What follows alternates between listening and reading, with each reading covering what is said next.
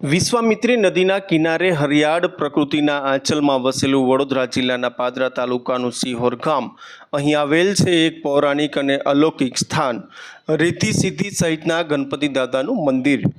લગભગ 300 વર્ષોનો ઇતિહાસ ધરાવતું આ મંદિર ગાયકવાડી શાસન દરમિયાન બન્યું હોય તે પ્રકારની વાત હાલ સામે આવી રહી છે. ભાદરવા સુદ ચોથ એટલે કે ગણેશ ચતુર્થીના પાવન અવસરે આ મંદિરે શ્રદ્ધા અને ભક્તિનો મહોત્સવ ઉજવાયો છે. સવારથી જ ભક્તોની ભીડ ઉમટી પડી હતી. દાદાના દર્શન સાથે પૂજા અર્ચના, આરતી તેમજ વિશેષ શણગાર કરવામાં આવ્યો હતો. અનોખી રીતે ભક્તોએ દાદાને કેક ધરાવીને ઉજવણી કરી હતી. સ્થાનિકો કહે છે કે આ સ્થાન માત્ર મંદિર નથી, પરંતુ અનેક પેઢીઓથી શ્રદ્ધા અને ચમત્કારોનું જીવંત કેન્દ્ર છે. વર્ષો પહેલાં પૂર અને કુદરતી આપત્તિના કારણે ગામનું સ્થાન બદલાયું, પરંતુ મંદિર અડગ રહ્યું. આજે પણ ભક્તો માનતા હોય છે કે અહીં કરવામાં આવેલી પ્રાર્થના મનોકામના પૂર્ણ કરે છે. ગણેશ ચતુર્થીના દિવસે આ પવિત્ર સ્થળે ભક્તોનો માહોલ સર્જાયો છે. દરેકના ચહેરા પર ભક્તિનો તેજ અને ગુંજતા ગણપતિ બાપ્પા મોર્યાના નાદ સાથે સમગ્ર પ્રાંતે અલૌકિક વાતાવરણ રચી દીધું છે. વડોદરા જિલ્લા અને પાદરા તાલુકામાં વિશ્વામિત્રી નદીના કિનારે આવેલ સિહોર ગામ નજીક રિદ્ધિ સિદ્ધિ સહિત વિરાજમાન ગણપતિ દાદા મંદિર ખાતે આજે ગણેશ ચતુર્થીના દિવસે વિશેષ ધાર્મિક કાર્યક્રમનું આયોજન કરવામાં આવ્યું હતું. ગાયકવાડી શાસનમાં નિર્માણ થયેલા મંદિર હાલ વહીવટ કરતા ખુમાનગીરી ગોસ્વામી છે. ચોક્કસ પ્રમાણે આજે ત્યાં ધાર્મિક કાર્યક્રમો યોજવામાં આવ્યા હતા. મોટી સંખ્યામાં ભક્તો પણ ઉમટ્યા હતા. સિહોર ગામમાં આવેલું રિદ્ધિ સિદ્ધિ સાથેનું ગણપતિ મંદિર એ લગભગ 300 થી વધારે વર્ષ પુરાણું છે. આ મંદિર વિશ્વામિત્રી નદીના કિનારે આવેલું છે. લગભગ કેટલા વર્ષો પહેલા અહીંયા એક ગામ વસેલું હતું અને આ ગામ પૂર આવવાને કારણે અહીંયા ગામ પૂરમાં વિનાશ પામ્યું છે અને ફક્ત ગણપતિ મંદિર જ એક બિલકુલ ખામી વગર બાપાની કૃપાથી અત્યારે રહેલું છે.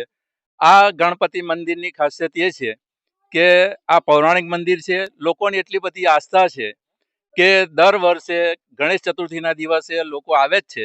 તેમ છતાં પણ વર્ષ દરમિયાન ચતુર્થી હોય, પૂનમ હોય, ગુરુવાર હોય, મંગળવાર હોય તો લોકો ફક્ત ગામના નહીં પણ આજુબાજુના લોકો પણ એટલી આસ્થા છે કે અહીંયા એ લોકો પૂર હોય, કીચડ હોય, રસ્તો ના હોય તો પણ અહીંયા બાપાના દર્શન કરવા માટે આવે છે.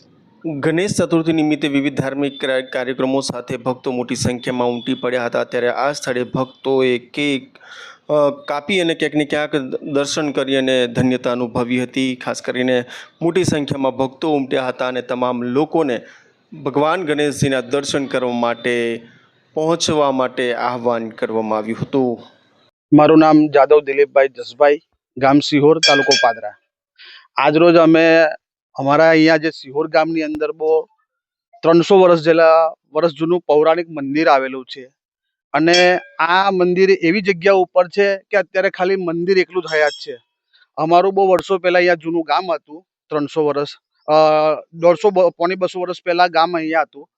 ત્યાંથી અત્યારે અમારું ગામ આખું શિફ્ટ થયેલું છે અને અત્યારે ખાલી મંદિર એકલું જ હયાત છે અને આજુબાજુ અમારી એક સરસ વિશ્વામિત્રી નદી વહે છે. બાજુમાં એક બુલેટ ટ્રેન જાય છે અને નયનરમ્ય દ્રશ્ય છે અહીંયા. અને આ મંદિરની એવું છે કે જે લોકો જે અહીંયા આવે છે એ લોકોની એટલી આસ્થા છે કે એ લોકો પૂનમ હોય, ચોથ હોય, પછી મંગળવાર હોય, ગુરુવાર હોય, એટલે આવા સમય લોકો અહીંયા આજુબાજુ ટોટલી જંગલ જ આવેલું છે અને મનોકામના ટોટલી બધાની પૂર્ણ કરવા માટે ગમે તેવી પરિસ્થિતિમાં લોકો અહીંયા આવે છે અને મનોકામના એમની પૂર્ણ થાય પણ છે અહીંયા. એટલે આજે ગણેશ ચતુર્થીના દિવસે આજે બધે સરસ ગામના અહીંયા ભેગા થયા છે. આજે એવું સરસ બધો ભજન, કીર્તન ને એવું બધું અહીંયા ગણેશજીની આજે અમે કેક લાવ્યા છે. એમનું આજે એમના જન્મદિવસની અમે ઉજવણી કરી છે. એટલે આ રીતે અમારું આ મંદિર છે અને બધાને ભાવિક ભક્તોને કહીએ કે તમે પણ બધા અહીંયા બીજા દર્શનાર્થીએ આવો અને જુઓ અમારું આ પૌરાણિક મંદિર. મારું નામ જસભાઈ પરસોત્તમ રોહિત. અહીંયા અમારા બાપ દાદાએ અમને વાર્તા કીધેલી. મારા બાપાના બાપા અહીંયા રહેતેલા. સામે એક મોટો આમલાનું ઝાડ હતું. જ્યારે 1883 ની અંદર રેલ આવેલી ત્યારે જેટલા પણ લોકો આ મંદિરમાં હતા એટલા બધા શ્યામ રહ્યા, કુશળ શ્યામ. બાકીના બધા અવનો વેરે ગયા, તાણે પણ ગયા. મારા બાપ દાદા 10 દિવસ સુધી આ આમલા પર દાદા એમણે બધા વાર્તા કરેલી. છેલ્લે રાત્રે 12 વાગે અહીંયા ઓટોમેટિક ઘંટ વાગેલો ત્યારે પાણી ધીરે ધીરે ઓસરી ગયું અને આખી રાત લોકોએ આ દાદાને કીર્તન ભજન કરેલું. આ ચમત્કાર દાદાનો ત્યારનું આ મંદિર લોકોને ખૂબ જ સાથ છે. ત્યાર પછી બોમ્બેના એક મરાઠી ભાઈને સપનું આપ્યું કે ભાઈ તમારા ગામમાં મંદિર કઈ બાજુ, તમે બતાવવા અહીંયા આવેલા. અને એ ભાઈ તમે ત્યાર પછી અહીંયા પુષ્કળ લોકો આજુબાજુ ગામના લોકો બહુ શ્રદ્ધાભાવથી લોકો આવે છે.